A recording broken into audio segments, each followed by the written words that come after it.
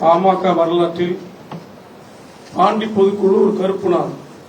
அதை பார்த்த உலகம் முழுவதும் இருந்த வன்னியர்கள் கண்கலங்கினர், நொந்து நூலாகினர், வேதனையில் துடிதுடித்தனர். இப்படியும் நடக்குமா? நடந்த நிகழ்வு உண்மைதானா? யார் செய்தது சரி தவறு என நாம் பார்க்க தேவையில்லை. இதனால் ஏற்படும் ஒரு தொண்டன் எனக்கு அனுப்பிய கடிதத்தை உங்களுக்கு படிக்க சொல்றேன். இதனால் ஏற்படும் பின்விளைவுகள் தான் நம்மை கவலை கொள்ள செய்கிறது. 2 கோடி மக்களின் எதிர்காலம்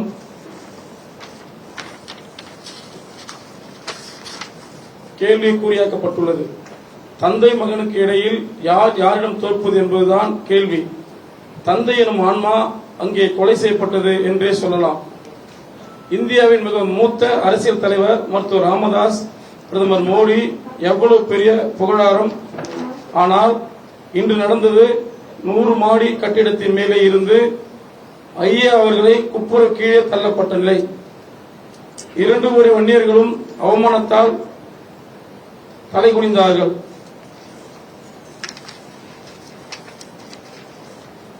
யாருக்காகவும் நாம் ஒரு பக்கம்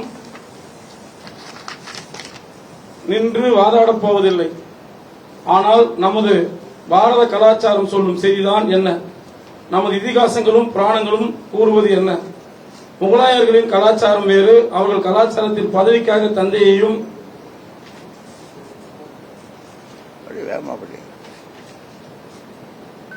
சகோதரனும் கொள்வது, சிறைப்பிடிப்பது ஏற்புடையது. பதவிக்காகவும் அதிகாரத்திற்காகவும் எதையும் வேண்டுமானாலும் செய்தார்கள். நமது கலாச்சாரம் வேறு. தந்தை சொல்மிக்க மந்திரம் இல்லை. எடுத்துக்காட்டு: 1 ராமன்,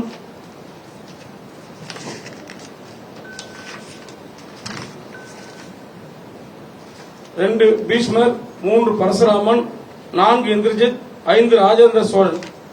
1 ராமன் தந்தை சொல் கேட்டு 14 ஆண்டுகள் காடு போனார். 2 பீஷ்மர் தந்தைக்காக தன் சுகத்தை கைவிட்டு பிரம்மச்சரியத்தை கடைசி வரை கடைபிடித்தார்.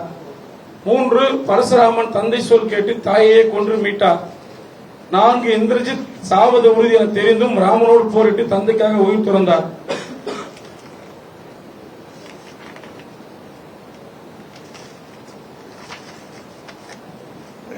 5 ராஜேந்திர சோழன் தெற்காசியாவையே கட்டியாண்ட ராஜேந்திர சோழன் தளபதியாக இருந்து தந்தைக்கு பிறகே அரசனாக முடிசூட்டிக் கொண்டான்.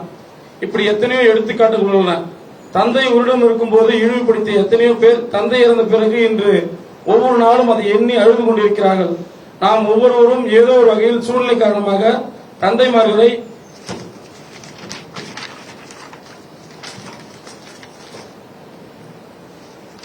காயப்படுத்தியவர்களை அது இனியும் தொடரக்கூடாது என்பதே நமது ஆதங்கம்.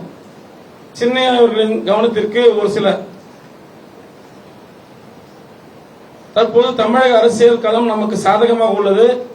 பல முனைகளில் நம்மின் தேவை மற்றவர்களுக்கு அதிகரித்துள்ளது. தொடர் தோல்விகளை சந்தித்து வந்த நாம் நமக்கு நாமே குழிபறித்துக் கொள்ளலாமா? பொதுக்குழுவில் உடனடியாக எதிர்வினையாற்றாமல் 1 நிமிடம் பொறுமை காத்து இருந்திருக்கலாமே.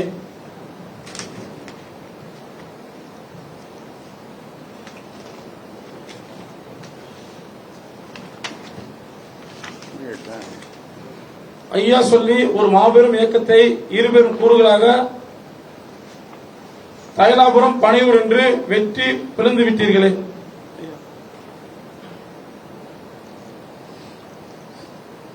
ஏழு கட்சிக்காக உயிர் துறந்த 21 ஆண்மக்கள் இந்த பிளவை ஏற்றுக்கொள்ளுமா? இதுவரையிலும் அடி, உதை, சிறை, சித்திரவாதி உறுப்புகள் உடைமைகள் என்ற லட்சக்கணக்கான